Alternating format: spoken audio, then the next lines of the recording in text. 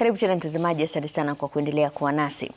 Mamia ya wakulima kutoka Meru wamefunzwa mbinu za kilimo cha kisasa kinachoweza kukabiliana na mabadiliko ya tabia nchi na ukame.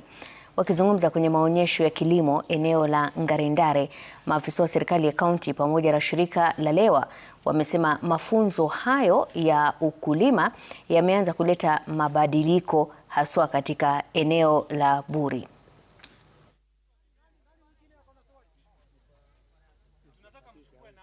Ukulima yetu kama hii tunaita conservation agriculture ni ukulima ambayo haihitaji maji mingi, mchanga haisumbuliwi, kuna minimum tillage. Kwa hivyo maji inakonserviwa kwa mchanga.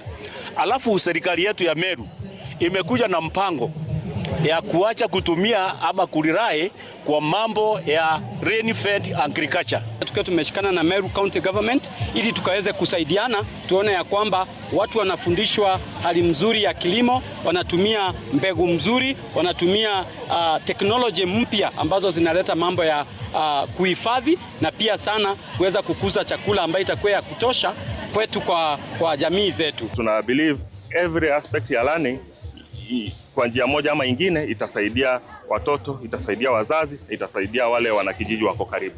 Nililima mambo na drips na sasa nimeanza kulima nayo na nimeona imenisaidia sana. So nasema ni asanti na niwashukuru zaidi. Tuelekee pwani.